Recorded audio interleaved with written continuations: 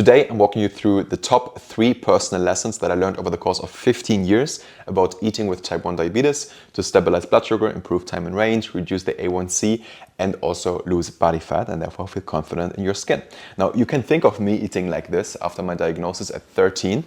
I would have cereal with dairy in the morning. So back when I was in school, of course, when I was 13, I would have like cereal in the morning. Then for lunch, I had like a very fat and carb heavy dish.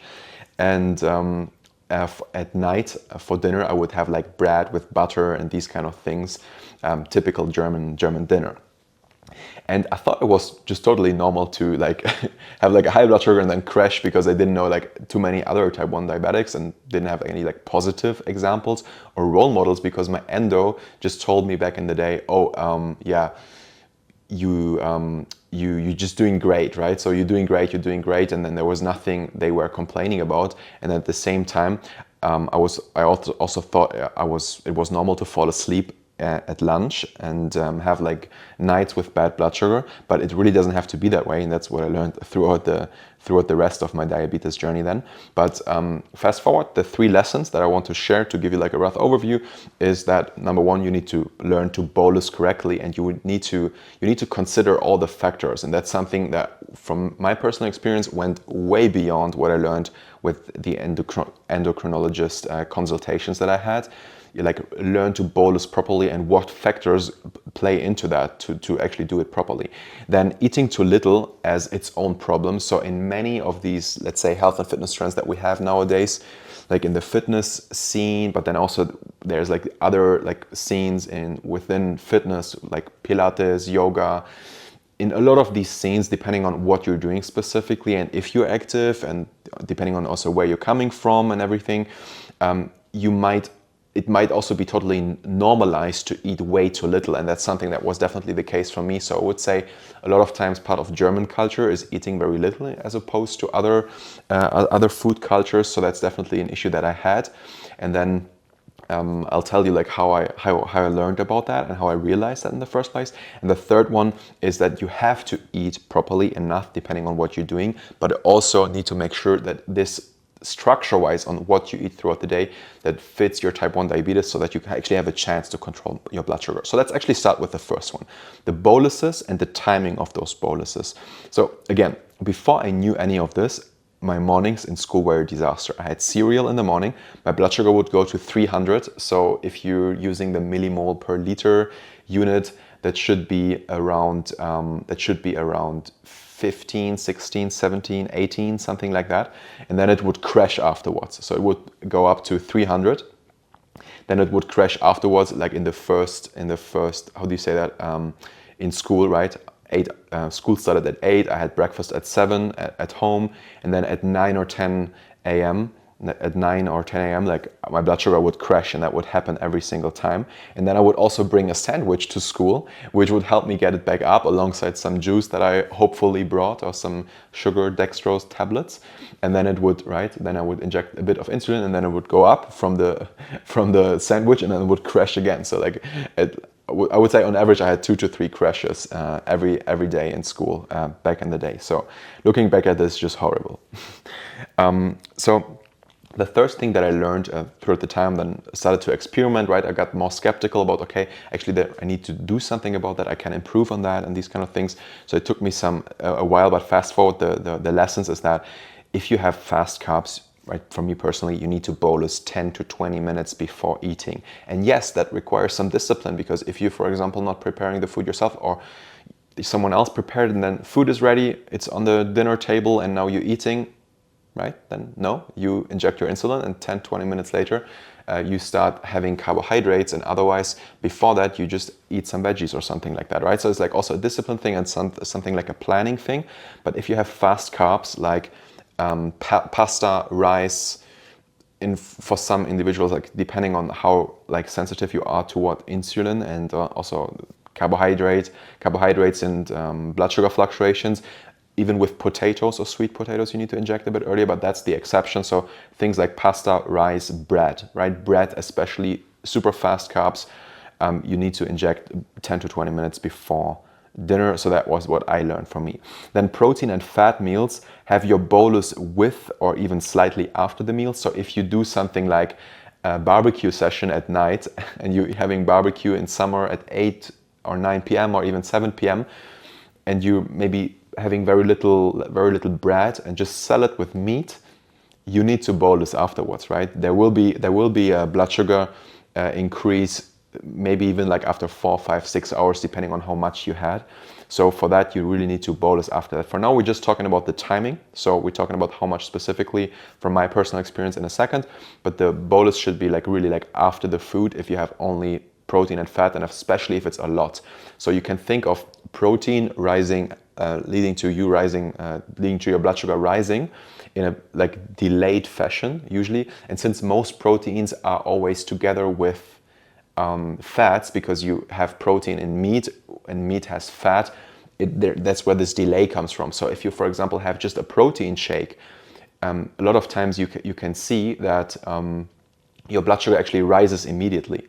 So the protein is less of a fast spike than carbohydrates, but especially with fats together, that's what causes the delayed spike. So if you had that experience before, like after pizza or barbecue, it's the amount of fat that delays the spike so much, and not necessarily the amount of protein itself. Okay, so that's what you need to consider. And then also, of course, your bolus timing should change with your current blood sugar, as in when it is high, then you should, of course, inject before, and when it starts to go lower and go in the more preferred section, or when it goes back in range after it was high, then of course you should eat your food, right? So that it depends on that, of course, as well. If it's low, of course, you need to eat first, make sure it goes up a bit, and then inject the insulin. So you need to watch where the sugar is coming from, obviously, as well, and then also the activity, right? So when I'm like having lunch, which I sometimes have if I have a busy day, I actually have it here. So if I have like a protein shake like this with some frozen berries, and I have this while I'm taking a walk, because I didn't have any more time to take a walk, then I would go ahead and not inject my insulin like 10-20 minutes before, but just like a slight bit of insulin because of the activities while I have my shake, or even a bit after I had my shake, to make sure that it fits the activity level as well. Okay, but the second bucket is really the numbers and how much you should do depending on what food you're having. So if you think about the carbs, which is of course the main factor, so if you have a carbohydrate heavy meal, pasta, rice, fruit, these kind of things, rice cakes, whatever you have, then you need to of course watch the carb factor, which is just standard regular advice. But what you need to consider is that when you're working out, for example, that changes. So when we talk about an improved insulin sensitivity because of your activity, your way of eating, and your activity and the muscle mass you grow from strength training, that can change throughout your fitness journey, for example. Okay, so the more muscle you have, the less you need, and that's something, of course, you'll discuss with your endocrinologist. What's like a good carb factor for you specifically, as in per 10 grams of carbohydrates, like an apple, for example, how much insulin do you need? Factor 1 would be 1 unit, obviously, something you likely know already. Factor 1.5 would be 1.5 units for 10 grams of carbs. Factor 2 would be 2 units for 10 grams of carbs, and so on and so forth.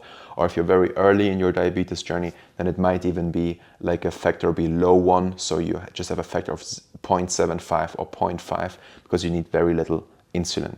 Okay, so that affects that, of course, and a huge effect on the numbers is also the time of the day, because hormones have like a huge effect on blood sugar management, obviously, because insulin is just a hormone as well, and cortisol, which sets up your biorhythm throughout the day when you're waking up, right? Cortisol is low at night when you're sleeping, and then when you're waking up, because it's there to keep you alert and keep you awake, it goes higher, and the first rise in cortisol is around 4 a.m. So depending on if you're like on a pump that like automatically covers your basal insulin, or whether you're on pens, you might realize that cortisol rise at 4, 5-ish a.m., which also to an extent is individual, but that's statistically what it is. And then your blood sugar might rise at that time. And what I'm just saying right now, because we're not like talking about details on insulin, basal timing, whatever today, we're just talking about the bolus insulin and how we time that and how that can change. What needs to be considered is that sometimes in the morning, depending on the time of the day, and later on also the activity, of course, which we're talking about in a second, your carb factor will change. So you might need like more insulin in the morning than at night because of this cortisol peak. And cortisol, to an extent, is an antagonist to insulin, and that leads to you needing more insulin. Hence, in the morning, you might need more insulin than at night. But then also that depends on whether you're active after your breakfast, after your lunch, after your dinner, and so on. So a lot of times after breakfast, maybe we're taking the bike to work, or you're walking to the public transport to work, and then you don't need more insulin actually because you're active after. But by default, you would need more insulin because there is more cortisol, right? Your body's excreting more cortisol in the morning. So that's definitely a thing. So that can vary depending on hormonal situation, on stress, because stress is also just increasing cortisol if it's ongoing, right? So that's things that you need to watch, right? The insulin numbers specifically, and that there's a lot of factors influencing that. And then also, for example, depending on, right, when you have like a lot of carbohydrates for a meal, then you specifically inject insulin for the carbs, and then usually you don't need extra insulin for like proteins and fats. But if you have primarily fats and protein, for example, then you still in most cases need some insulin. So some people would use, for example, would inject insulin for the proteins only, but then during the meal or even after the meal, but they would use half of their carb factor. So for example, if their carb factor is 1, and for 40 grams of carbs, they would need 4 units of insulin, then for 40 grams of protein, they would take 2 units of insulin. So it's half what they would do for carbs. But you need to, right, first of all, you need to eat 40 grams of carbs, which is already not that little. So that's like 200 grams of chicken, like 1 chicken breast is 200 grams of carbs, something like that. Or if you have like the regular 400 gram packages of ground beef, half of that package, 200 grams, would also be 40 grams of protein. So for that, you in that example that I just gave you would be 2 units of insulin. Some people need that. For me personally, it's way less than that. So I just need a bit of insulin when I do protein and fat only meals. In most cases, working with women, I do recommend having like a bit of carbohydrates anyways with every meal. So that's something that usually then also is sufficient, and you don't need further insulin for the protein only. Especially most women that I work with also don't have the tendency to like consume like a huge amount of proteins. So that's why this is in a lot of cases not even relevant, but it's something to think about and something you have to observe whenever, right, you see your blood sugar going up from maybe just having a protein shake. Okay, next time try a bit of insulin, and talk with your endocrinologist, right? They a lot of times also have frameworks on how to handle protein fat only meals, as an example. Okay, now the third bucket about like how to adjust the bolus is the activity, of course, right? So your activity, depending on the type of activity before a meal, changes your insulin sensitivity afterwards, meaning you will need less insulin because a lot of the carbohydrates are quickly moved into your muscles to fill back up the glycogen, but first of all also liver storages. Okay, so the activity before the meal changes that. So if you worked out at night, you did like a Pilates class, for example, and a lot of times in Pilates you use up carbohydrates, and then you have your dinner afterwards with carbohydrates, you might find out that you need less insulin for that dinner. Okay, depends on the kind of training. Also with strength training specifically, this will be the case if you do anything from 8 to 15 repetitions. If in strength training you do way more than that, it's actually more like a fat burning workout, because it's like more. That also depends on the rest periods, right? I'm overly simplifying right now, but depending on where you're at, right? If you do like very low repetitions, you actually don't burn that much carbohydrates. And also it's something individual and so on and so forth. So it's too much detail for this episode. But what I just want to say is like you need to observe the training that you had before your meal, but also if you take a walk, which is something I recommend, right? If you have carbohydrates at night, then having a walk after that meal in most cases leads to you needing less insulin. So for me personally, depending on how long the walk is, I would use just half or 75% of that same insulin when I take a walk after that meal, right? There's also like a way to reduce the insulin that you need, which is really beneficial. And also it lowers the sugar spike. So that's something to consider, the activity before or after a meal. Walking also helps reduce the demand for insulin in most cases. But it also depends on the type of walk, right? If you're just doing like a super slow, chill walk, it in most cases won't do anything. But if you're like actually walking somewhere and you're walking for like 30 minutes, then it's a huge difference. Or if you walk with a backpack, or you're cleaning your flat, your house, whatever, it all varies. So for now, right, make sure that you consider that. And that's like my first lesson actually with type 1 diabetes. For some of you, these might be obvious. Then the next ones will be more interesting. For some, this might be something new.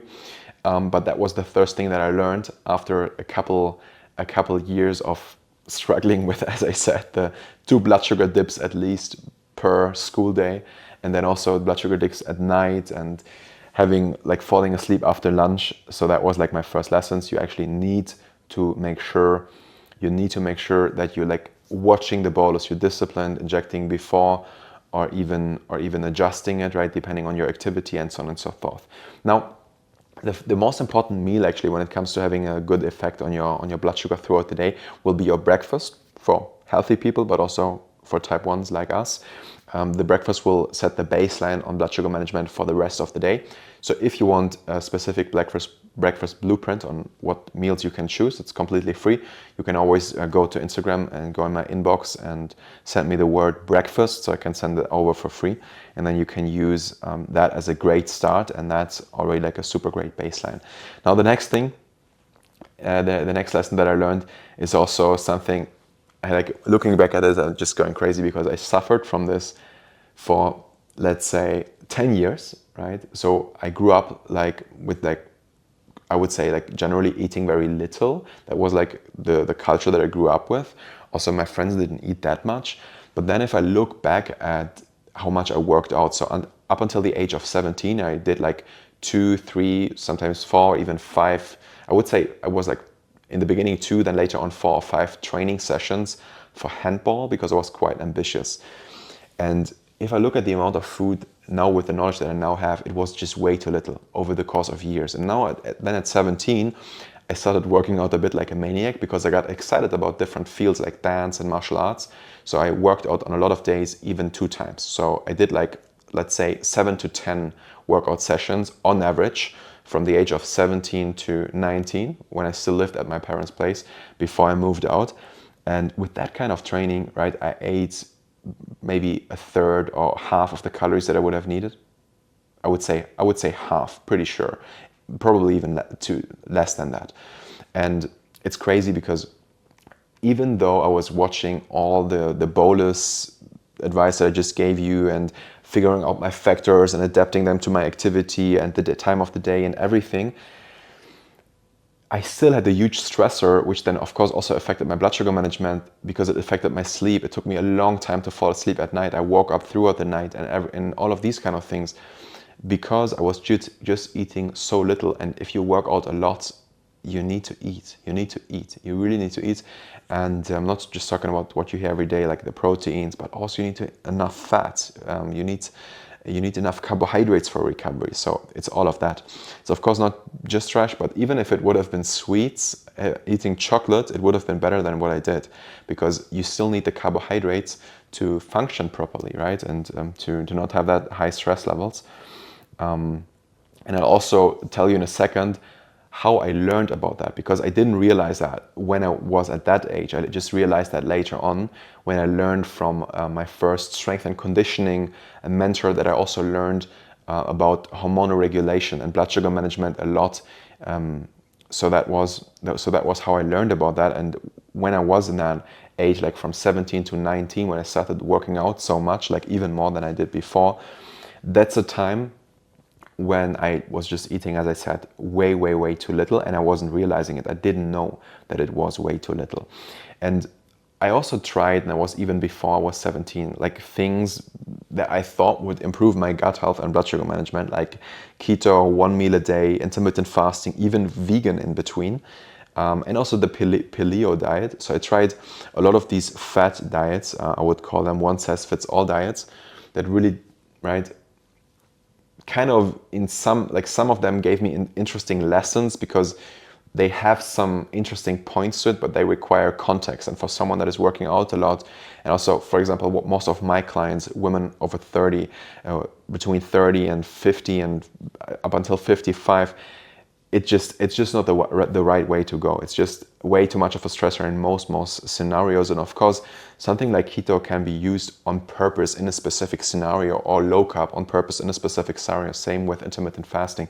But in most cases, just way too much of a stressor and not a sustainable thing to do, and doesn't really suit their demands. And it also didn't suit my demand back in the day with that kind of workout load that I had. So yeah, I see this a lot up to this day, and it just doesn't work. And it's like all based on restriction and stressing your body, and short term it works, but then you're blaming yourself because you couldn't stick with that, because obviously it's not healthy.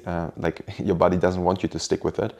But yeah, so the way I then learned that I actually ate way too little and put my body in like huge stress is when I was 19. I moved to Stuttgart to start my how do you say that? My course, my Bachelor of Science in Motion Science.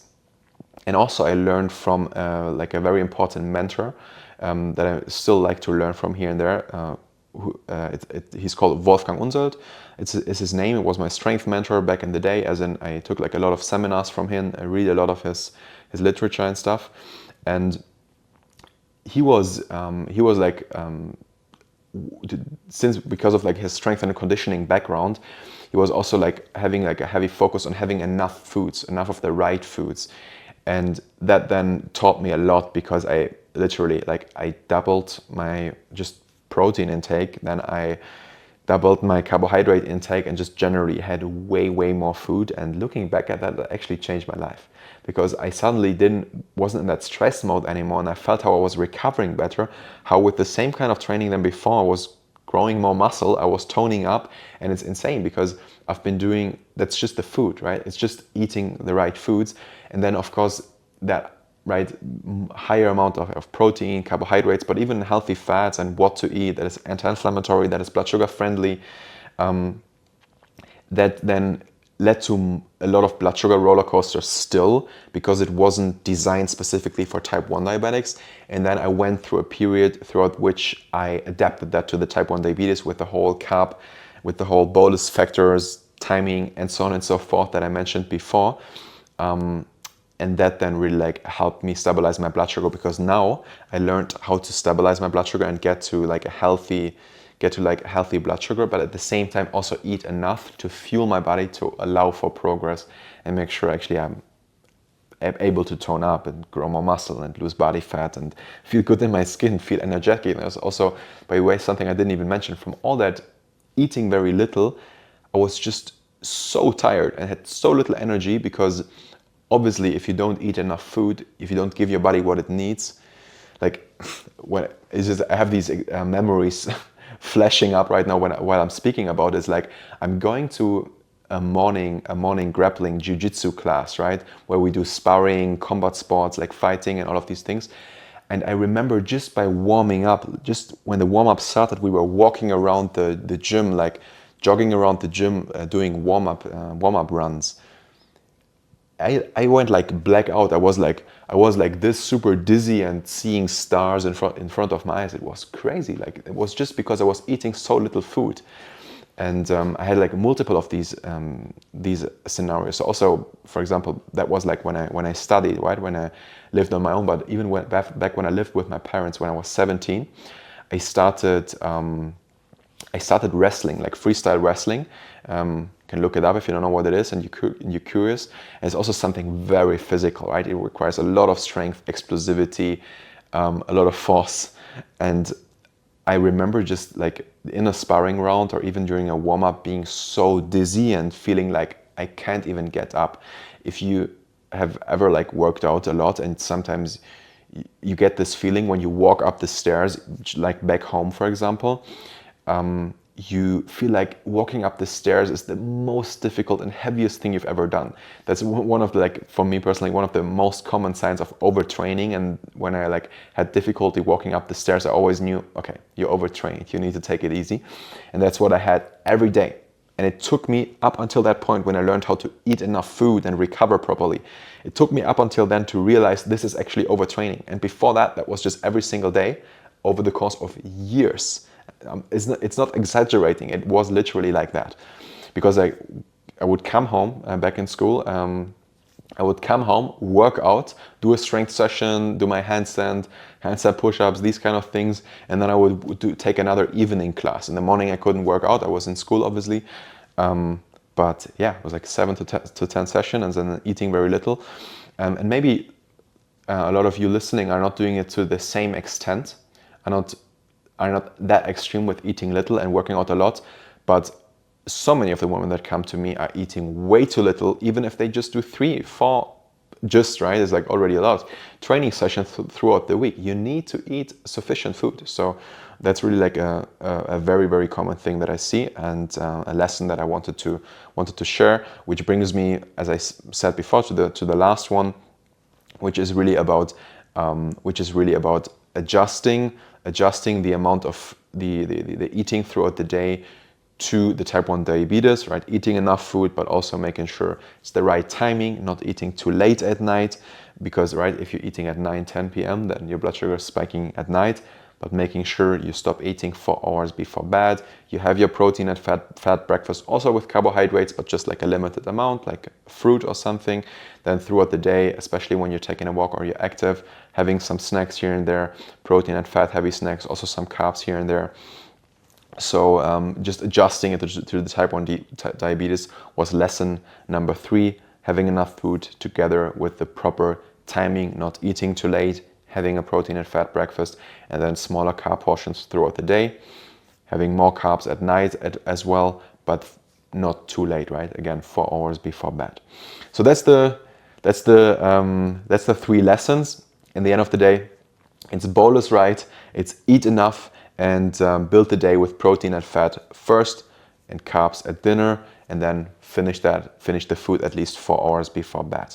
Okay, so in the end of the day, I spent 10 years with blood sugar roller coaster ups and downs, under eating, and in the last couple years, since I was 19, right, I only learned to do it, right, to support my type 1 diabetes and myself. Obviously, it really shouldn't have taken these right, a total of 15 years that I also mentioned in the beginning.